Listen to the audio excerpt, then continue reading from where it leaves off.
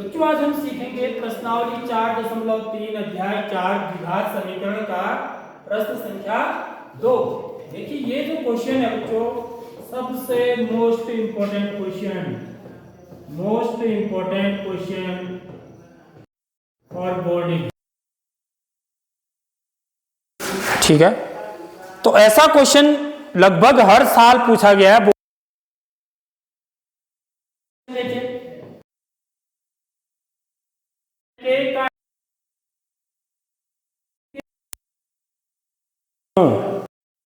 दो बराबर मूल हों, मतलब ये एक द्विघात समीकरण है। हमें के का ऐसा ज्ञात, क्योंकि के क्या है इसमें अननोन है, पता नहीं है। देखो यहां पर एक संख्या आएगी, ठीक है, वो कौन सी संख्या आएगी यहां पर यह आपको पता करना है कि इस द्विघात समीकरण के मूल कैसे होने चाहिए, बराबर होने चाहिए। तो बराबर वाला केस कौन सा होता है बच्चों? कब हमको मूल बराबर मिलते हैं? जब विविक्ति कर किसके बराबर होता है? 0 के बराबर। डी बराबर 0 होता है। हमने 3 केसेस पढ़े। पहले केस जिसमें यानी कि विविक्ति कर का मान क्या होता है? धनात्मक होता है, यानी कि 0 से बड़ा होता है। उस स्थिति को जो मूल मिलते हैं वो कैसे मिलते हैं? असमान मिलते हैं। डी यदि 0 से बड़ा है तो अलग अलग मूल मिलेंगे। समझ में आ रही बात? और कैसे होंगे? वो वास्तविक होंगे। ठीक। दूसरा केस पढ़ा हमने जब डी किसके बराबर होता है? 0 के, 0 के बराबर। तो उस स्थिति में हमको क्या मिलते हैं? 2 बराबर मूल मिलते हैं डी बराबर 0 वाले केस में। और तीसरा केस पढ़ा जब डी क्या होता है? ऋणात्मक होता है, डी का मान, यानी कि d इज लेस देन 0, 0 से छोटा होता है। तो ऐसी स्थिति में हमको कोई भी वास्तविक मूल प्राप्त नहीं होते। तो 3 केस पढ़े, तो 3 केस में से एक केस यह है जब हमको 2 बराबर मूल प्राप्त होते हैं। ठीक है, तो इसी को हमने यहां पर अप्लाई करके k का मान निकालना है। ठीक, तो कैसे करेंगे इस क्वेश्चन को? देखिए हल पहला वाला है 2x वर्ग धन kx धन 3 बराबर 0। तो यहां पर हम इसकी तुलना करेंगे कि तुलना व्यापक द्विघात समीकरण ax square plus bx plus c बराबर 0 से करने पर, इससे इसकी तुलना करेंगे तो हमें a बराबर क्या प्राप्त हो रहा है बच्चों? a की जगह पर क्या है? 2, b की जगह पर क्या है? k, और c की जगह पर क्या है? 3।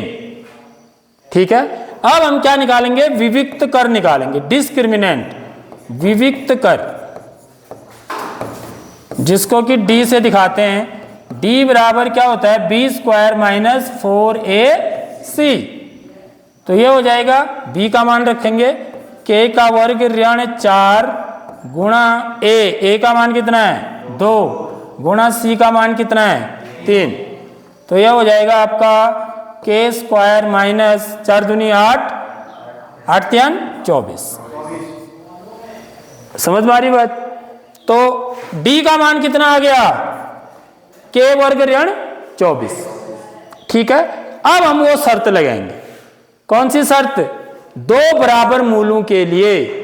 समझ में आ रही बात? तो यहां पर 2 बराबर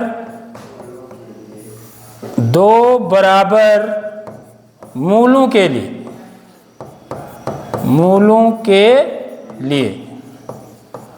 क्या होना चाहिए? d बराबर क्या होना चाहिए बच्चों? 0 होना चाहिए। आगे बात समझ में? 2 बराबर मूल हमको चाहिए, तो अब d का मान कितना होना चाहिए? 0 होना चाहिए। तो यानी कि d का मान क्या है? k वर्ग ऋण 24। तो k वर्ग ऋण 24, इसलिए k वर्ग ऋण 24 किसके बराबर होना चाहिए? 0 के बराबर। यहां से k का मान निकल जाएगा। देखो फिर हमको एक द्विघात समीकरण मिल रही है। ठीक है, तो यहां से k वर्ग बराबर क्या हो जाएगा? 24, 24 को उधर ले जाएंगे और k बराबर क्या हो जाएगा बच्चों? के वर्ग बराबर यदि 24 है तो के बराबर क्या होगा, वर्गमूल 24। यहां से वर्ग हटाएंगे तो यहां वर्गमूल लग जाएगा। और साथ ही साथ क्या लगेगा, धन ऋण दोनों चिन्ह भी लगेंगे।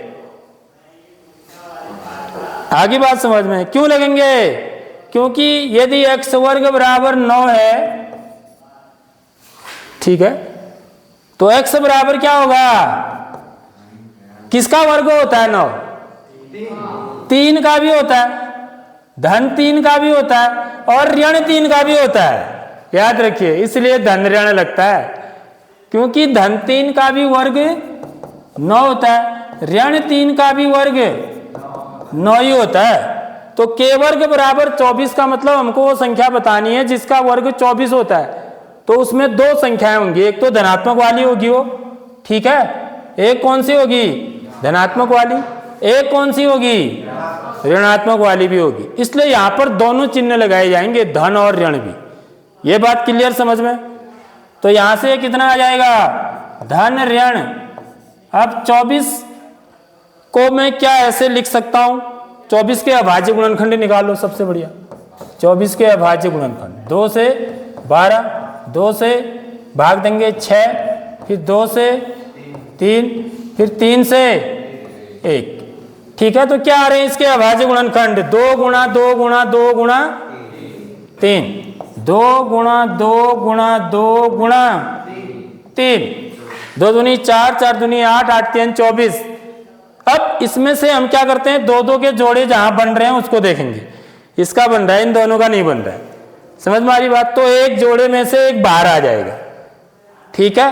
तो k का मान कितना आ जाएगा, देखिए यहां पर लिख रहा हूं, तो k बराबर आ जाएगा धन ऋण, यहां से 2 बाहर आ गया और वर्गमूल के अंदर अब बाकी यह बच गए, 2 3, तो धन ऋण 2 वर्गमूल 6। अब आप k की जगह पर धन 2 वर्गमूल 6 रख के देखो और ऋण 2 वर्गमूल 6 रख के देखो, फिर उसके बाद इस समीकरण को हल करोगे तो आपको क्या मिलेगा, इस द्विघात समीकरण के 2 बराबर मूल प्राप्त होंगे। करके देखना, इसको जांच करके देखना, ठीक है।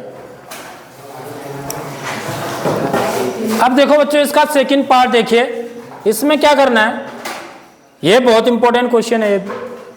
देखिए यहां पर पहले अंदर गुणा कर लेना है बस, फिर ये इसी रूप में आ जाता है, ठीक है। यहां पर अंदर गुणा करेंगे, kx को x से गुणा करोगे तो क्या आएगा, kx स्क्वायर, kx को ऋण 2 से गुणा करोगे तो ऋण 2 kx आ जाएगा, ठीक है। समझ में आ गई बात। kx को x से गुणा करेंगे, x गुणा x से x square, kx square, kx को ऋण 2 से गुणा करेंगे तो ऋण 2 kx प्लस 6, ठीक है। आगे बात समझ में। अब यहाँ पर a बराबर कितना है, देखो यहाँ पर a बराबर k हो गया, a का मान यह हो गया, a बराबर k, b बराबर ऋण 2 k, ऋण 2 k, ठीक है, और c बराबर 6।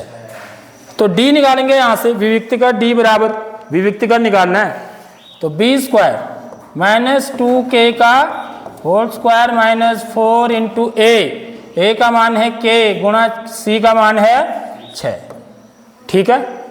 तो ये कितना हो जाएगा, ऋण 2 का वर्ग कितना हुआ 4 k स्क्वायर माइनस 4 6 24 24 k, ठीक है।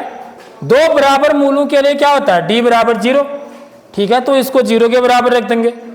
तो यहां पर आगे भी और कर सकते हो आप, देख लो यहां पर क्या चीज कॉमन है, 4k कॉमन है, तो ये क्या हो जाएगा, यहां पर क्या बचेगा, k, 4k का भाग इसमें देंगे, 4k वर्ग में, तो 4 से 4 कट गया k, यहां पर कितना, 4 का भाग 24 में 6 बार, k से k कट जाएगा तो k माइनस 6। तो हमने गुणनखंड भी निकाल दिए इसके, यहीं पर देखो 4k इंटू k माइनस 6, ठीक है।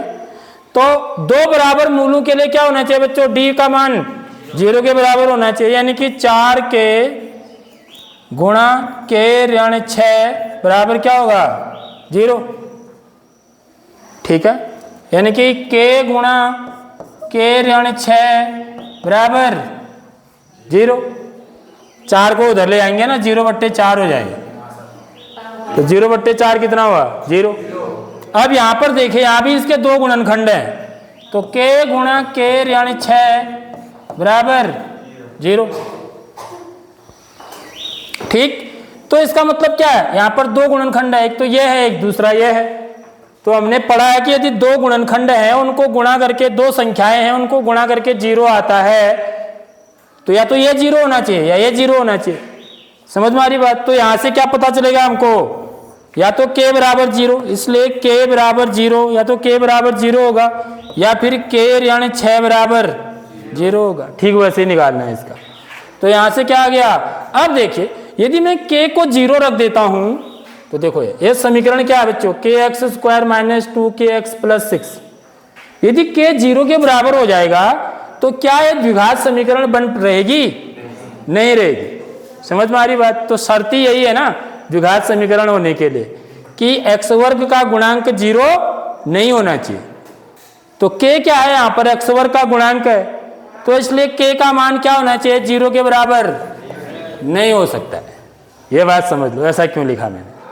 ठीक है, यानी कि k बराबर क्या होगा, फिर k बराबर क्या होगा 6। तो इसलिए इसका जो हल होगा वो क्या होगा, k बराबर 6। तो यदि आप यहां पर k बराबर 6 रखोगे तो आपको कैसे मूल मिलेंगे, हाँ, 2 बराबर मूल प्राप्त होंगे। ठीक है, आगे बच्चों समझ में बात।